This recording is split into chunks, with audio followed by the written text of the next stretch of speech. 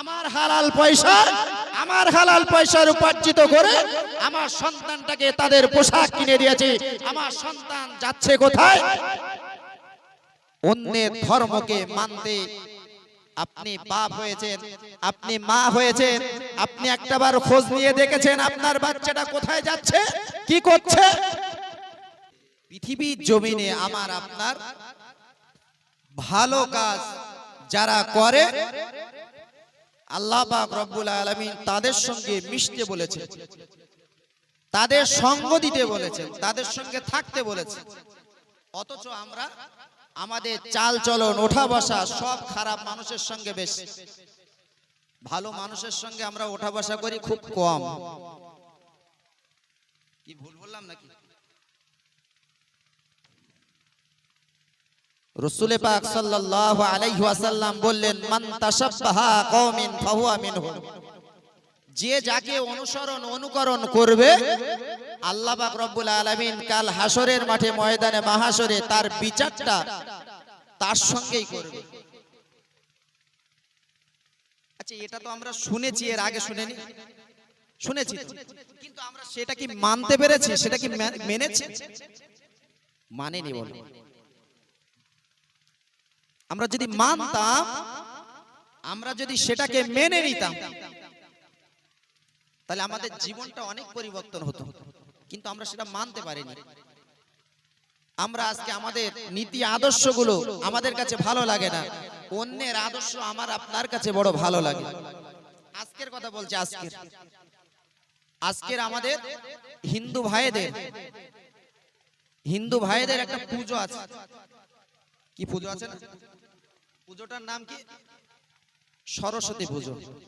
এই সরস্বতী, এদের ধারণা হলো আমার হিন্দু ভাইদের তাদের ধর্ম তাদের কাছে, আমার ইসলাম রাইট দেয়নি তাদের ধর্মকে ছোট করার, তাদের ধর্মকে খারাপ বলার ইসলাম রাইট দেয়নি।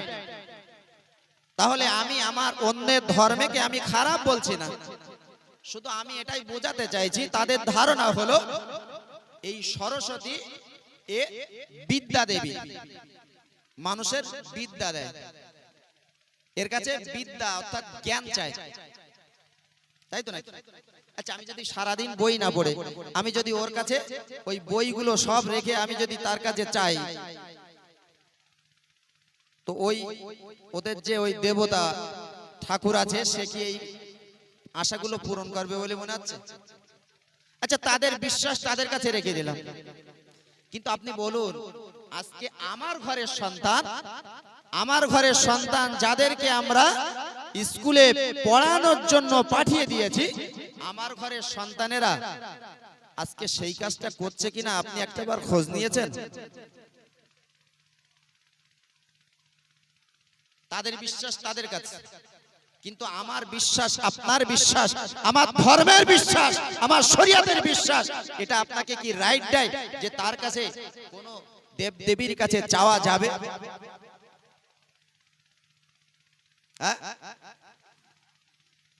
আমরা তো যখন ঈমান এনেছিলাম, আমরা যখন মুসলমান হয়েছি, তখন তো আমরা পড়ে নিয়েছি আমানতু বিল্লাহি ওয়া মালাইকাতিহি ওয়া কুতুবিহি ওয়া রাসূলিহি ওয়াল ইয়াউমিল আখির ওয়াল কদরি খায়রিহি ওয়া শাররিহি মিনাল্লাহি তাআলা ওয়াল বা'সি বাদাল মাউত। আমরা পড়ে নিয়েছি। আমরা এক আল্লাহর উপরে বিশ্বাস করেছি, আমানতু বিল্লাহ, আমরা আল্লাহকে বিশ্বাস করেছি, ওয়া মালাইকাতিহি, এবং ফেরেশতাদেরকে বিশ্বাস করেছি, মেনে নিয়েছি, ওয়া কুতুবিহি, আল্লাহর আসমানি কিতাবগুলোকে মেনে নিয়েছি, ওয়া রাসূলিহি, পৃথিবীতে যত নবী রাসূল এসেছেন তাদেরকে আমরা মেনে নিয়েছি, অল কদরি খায়রিহি ওয়া শাররিহি, এবং ভালো মন্দ যা কিছু হয় আল্লাহর পক্ষ থেকে হয়, এটাকে আমরা মেনে নিয়েছি। তাহলে ভালো করবার দায়িত্ব মহান আল্লাহর, খারাপ করবার দায়িত্ব হলো আল্লাহর। তাহলে ভালো মন্দ যা কিছু সমস্ত ক্ষমতা, সব কিছু ক্ষমতার অধিকারী যদি আমার আল্লাহ হয়, পৃথিবীর কোনো মানুষের, পৃথিবীর কোনো দেবদেবীর ক্ষমতা আছে সেটা পূরণ করবার? ওগো ভাই আমার, বাবাজিরা আমার, আজকে সমাজে দেখছি, আজকের ঘটনা দেখলাম, আমার ঘরের কত সন্তানদেরকে, আমার ঘরের কত বোনদেরকে আমরা দেখলাম, কত মেয়েকে দেখলাম, ওদের সাজসজ্জা সেজে, ওদের যে পোশাকে তারা স্কুলে চলে যায়, আমার ঘরের সন্তানরা সেই পোশাকটা পরে চলে গেল স্কুলে। আমরা কি একটাবার খেয়াল করেছি? আমার হালাল পয়সার উপার্জিত করে আমার সন্তানটাকে তাদের পোশাক কিনে দিয়েছি। আমার সন্তান যাচ্ছে কোথায়? অন্যের ধর্মকে মানতে। আপনি বাপ হয়েছেন, আপনি মা হয়েছেন, আপনি একটাবার খোঁজ নিয়ে দেখেছেন আপনার বাচ্চাটা কোথায় যাচ্ছে, কি করছে? আপনি একটাবার খোঁজ নিয়েছেন? শরীয়ত কি আপনাকে এই রাইট দিয়েছে যে শরীয়তের বিধান কি এটা আছে যে আপনার সন্তান ওই স্কুলে গিয়ে তারা অন্যের সঙ্গে তালটা মিলিয়ে তারা ওই বিদ্যা দেবীর কাছে তারা চাইবে, তারা প্রার্থনা করবে? এটা কি শরীয়তের বিধানে আছে? আপনি একটাবার ভেবেছেন? আপনার সন্তানটা যখন যাচ্ছে আপনি একটাবার তাকে জিজ্ঞাসা করেছেন? আরে নিজেই মানি না তার সন্তান কোথায় যাচ্ছে, কি দরকার? স্কুলে যাচ্ছে, স্কুলে গিয়ে আজকে তো স্কুল হবে না, তো আজকে ওই ঘোরাঘুরি করে চলে আসবে, কদিন পরে দেখা যাবে সর্বনাশ একটা ঘটেছে। কি হয়েছে? পেটে বাচ্চা। কেন স্কুলে গেছে? বিদ্যা দেবীর কাছে গিয়ে আজকে এই সমাজে এই দৃশ্যটা সমাজে আমরা দেখছি।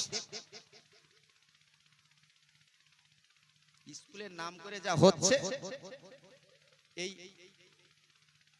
গত রবিবার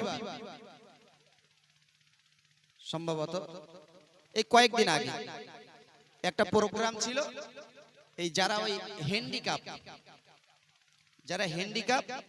এদেরকে ওই ট্রাইসাইকেল, একটা সংস্থা ট্রাইসাইকেল দিয়েছে। তো সেই ট্রাইসাইকেলটা আমাকে দায়িত্ব দিয়েছিল আমার সংগঠন থেকে। আমি কয়েকটা নাম দিয়ে আমার 5-7টা আমার সংগঠনের পক্ষ থেকে যাদেরকে নাম পাঠিয়েছি তাদের দিয়েছি। তো সেখানে আমাকে ইনভাইট করেছে আমাদের বসিরহাট ঘোষবাড়ি। তো ভাই ঘোষবাড়িতে গিয়েছি, যাওয়ার পরে যা দেখলাম, দেখে মাথাটা হেট হয়ে গেল। কারা? আমাদের ঘরের ছেলে মেয়েরা।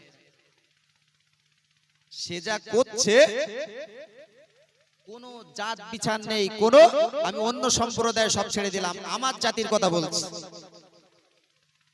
আমি গিয়েছি অনুষ্ঠানে, কিন্তু যে দৃশ্যটা দেখলাম, দেখে অভিজ্ঞতা যেটা হলো যে আমার সন্তানেরা সবাই স্কুল নিয়ে পড়ার জন্য গিয়েছে ব্যাগ নিয়ে, যে দৃশ্যটা দেখলাম, এরা কি তৈরি হবে, সে যা করছে সে সিন আমি বলতে পারবো না এখানে ভাষায়, সেটা আমি ভাষায় বলতে পারবো না।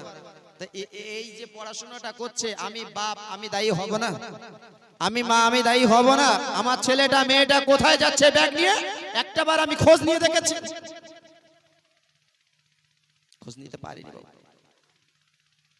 জওয়ানেরা, যুবকেরা, যদি আপনার সন্তানকে সন্তানের মতো করতে পারেন, আপনার সন্তানকে যদি মানুষের মতো মানুষ করতে পারেন, আল্লাহ পাক রব্বুল আলামিন কাল হাসরের মাঠে ময়দানে মাহশরে আপনার মাথায়, আপনার পিতার মাথা আপনার মাথায়, আপনি পিতা হলেন, আপনি মাতা হলেন, আপনি পিতা মাতার মাথায় আল্লাহ পাক রব্বুল আলামিন নূরের টুপিকে আল্লাহ পরিয়ে দেবেন হাসরের মাঠে। কিন্তু সন্তানের মতো সন্তান তো তৈরি করতে হবে। আল্লাহ নবী সাল্লাল্লাহু আলাইহি ওয়াসাল্লাম জানিয়ে দিলেন, ইজাবাতাল ইনসানু ইন কাদানুহু আমালুহু ইল্লা মিন সালাসাতিন ইল্লা মিন সাদাকাতিন জারিয়া আও ইলমিন ইয়ানতাফু বিহি আও ওয়ালাদিন সালিহিন ইয়াদউ লাহু। যখন মানুষ দুনিয়ার জমিন থেকে বিদায় নিয়ে চলে যাবে, মানুষ যখন দুনিয়ার জমিন থেকে বিদায় নিয়ে চলে যাবে, তার সমস্ত আমলগুলো বন্ধ হয়ে যায়। ইল্লা মিন সালাসাতিন, কেবলমাত্র 3টি আমল জারি থেকে। প্রথম নাম্বার সাদকায়ে জারিয়া, আপনি মসজিদ তৈরি করলেন, মাদ্রাসা তৈরি করলেন, টিউবওয়েল বানিয়ে দিলেন, আপনার পুকুর আছে, আপনি পুকুরের সাদ বাঁধিয়ে দিয়ে আপনি পরের আপনার মানুষের আশপাশের মানুষের ব্যবহারে চলাফেরার জন্য করে দিলেন, আপনার জায়গা আছে, সম্পদ আছে, তাই আপনি রাস্তা তৈরি করে দিলেন, আপনার দেওয়া রাস্তা দিয়ে মানুষ যাতায়াত করবে, এগুলো হলো সাদকায়ে জারিয়া। আপনি দুনিয়ার জমিন থেকে বিদায় নিয়ে চলে যাবেন, আপনি যতদিন দুনিয়ার জমিনে ছিলেন, দুনিয়ার জমিনে আপনার রেখে যাওয়া জিনিসগুলো মানুষ যত ব্যবহার করবে, তার যে নেকি সওয়াব হবে আল্লাহ আপনার আমল নামায় দিয়ে দেবেন। আও ইলমিন ইয়ানতাফাউ বিহি, আর আপনি যদি জ্ঞান উপার্জন করেন, আপনি আলেম হলেন, আপনি হাফেজ হলেন, আপনি শরীয়তের বিধানগুলো মানলেন, আপনি শরীয়তের জ্ঞানগুলোকে আপনি উপার্জন করলেন, আপনার জ্ঞানটা যদি মানুষের উপকার হয়, আপনি কাউকে নামাজি বানালেন, আপনি কাউকে নামাজ পড়তে জানেন না, ভাই ওগো চাচা যান আসেন, নামাজটা এইভাবে পড়তে হয়, রোজাটা এইভাবে থাকতে হয়, মানুষের সঙ্গে এইভাবে ব্যবহার করতে হয়, মানুষের এইভাবে কথা বলতে নাই, মানুষের মনে দুঃখ কষ্ট দিতে নাই, পিতামাতার সঙ্গে সৎ ব্যবহার করতে হয়, মানুষকে যদি সৎ উপদেশ দেন আর আপনার কথাগুলো যদি মেনে সেই ব্যক্তি চলে, এর জন্য আল্লাহ পাক রব্বুল আলামিন তার যে সওয়াব হবে সেই পরিমাণ সওয়াব আল্লাহ আপনার আমলনামায় দিয়ে দেবে। আবার রাসূলুল্লাহ তৃতীয় নম্বরে বললেন সালেহ অর্থাৎ নেক সন্তান।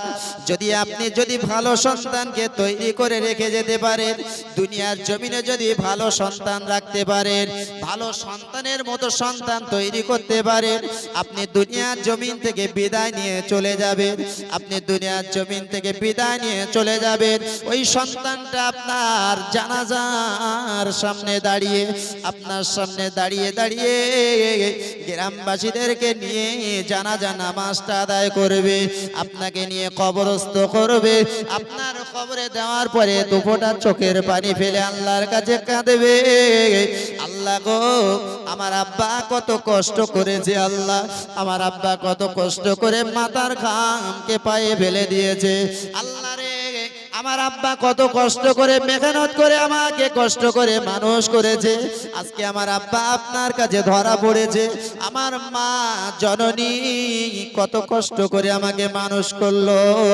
আল্লাহ যখন আমরা ছোট ছিলাম, আমার মায়ের গর্ভে ছিলাম, মায়ের উদরে ছিলাম, আল্লাহ রে মায়ের উদরে কত লাথি মেরেছি, মায়ের উদরে কত যন্ত্রণা দিয়েছি আল্লাহ, কিন্তু আমার মা জননী কত কষ্ট করেছে, আমার মা খেতে পারে না, উঠতে পারে না, বসতে পারেনি গো আল্লাহ, সেই মা দুনিয়ার জমিনে যখন ভূমিষ্ঠ হয়েছি, আমার মায়ের আর দুঃখ মনে নাই, আমার মায়ের কষ্টের কথা মনে পড়ে না আল্লাহ রে, সেই মায়ের বুকের উপরে মুখের উপরে মাটি চাপিয়ে আজকে নীরব নগরের বাসিন্দা বানিয়ে দিয়েছি গো আল্লাহ, আজকে সেই মা দুনিয়ার জমিন থেকে বিদায় নিয়েছে আল্লাহ, আল্লাহ আপনি আমার আব্বাকে ক্ষমা করে দিন, আল্লাহ আপনি আমার মাকে ক্ষমা করে দিন, আল্লাহ আপনি আমার আব্বাকে ক্ষমা করে দিন, আল্লাহ আপনি আমার মাকে ক্ষমা করে দিন।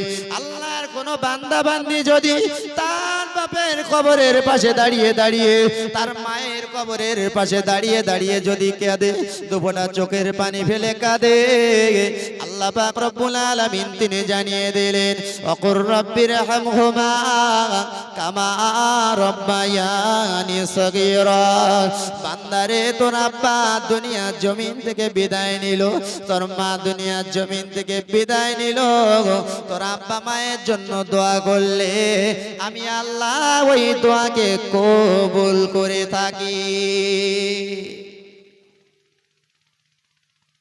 আল্লাহ বলেছেন বান্দারে তোর আব্বা দুনিয়ার জমিন থেকে বিদায় নিয়েছে, তোর মা জননী বিদায় নিয়েছে, তোর আব্বার জন্য তোর মায়ের জন্য দোয়া চা, আমি আল্লাহ ওই দোয়াটাকে কবুল করে নিয়ে তোর আব্বা মায়ের জীবনের গুনাহগুলোকে আমি আল্লাহ মাফ করে দেব, কারণ আল্লাহ ওয়াদা করেছেন, আল্লাহ দোয়া চাইতে বলেছেন উদউনি আস্তাজিব লাকুম, বান্দা তুই আমার কাছে দোয়া চাইবি, আমি আল্লাহ তোর দোয়াটাকে কবুল করে নেব। জোরে বলুন সুবহানাল্লাহ। তাহলে আল্লাহ যখন চাইতে বলেছেন তখন তো আমাকে আপনাকে চাইতে হবে। তাহলে আমি যেটাকে বললাম যে আমার তিনটে আমল যখন জারি থাকবে, আমি দুনিয়ার জমিন থেকে বেঁচে যাব। দুনিয়ার জমিন থেকে মরার পরে আমার এই বেঁচে থাকবে তিনটে আমল। তাহলে তার ভিতরে এক নম্বর হলো ভালো সন্তান তৈরি করে রেখে যেতে হবে, যেটাকে আমি মারা যাব, আমি চলে যাব, আমার চলে যাওয়ার পরেও আমার ওই সন্তানটা আমার জন্য একটু দোয়া করবে, আমার সন্তান আমার জন্য একটু সবরেসানি করবে, আমার সন্তান আমার জন্য একটু আল্লাহর কাছে মাফি চাইবে। কিন্তু সেই সন্তান কি আমরা তৈরি করতে পেরেছি বাবু? পেরেছি? সন্তানকে আপনার উচিত ছিল সন্তানের মতো তৈরি করা। আজকে ছোটবেলায় আমি দেখছি আমার ছেলেটা দেখছে যে আমি নামাজ পড়িনি, তাহলে সেই ছেলেটা, আমি যখন নামাজ পড়িনি আমার ওই ছেলেটা নামাজ পড়বে, এটা আশা করা যায়?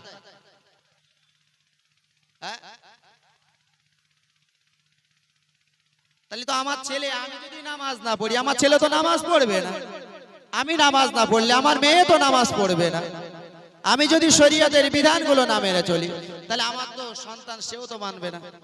আমি যদি মেলায় গিয়ে ঘুরি, আমি যদি গান সিনেমা দেখি, আমি যদি সারাদিন আমি যদি মোবাইল নিয়ে ব্যস্ত থাকি, আমার সন্তান তো তাই শিখবে। তাহলে ভালো সন্তান কিভাবে তৈরি হবে?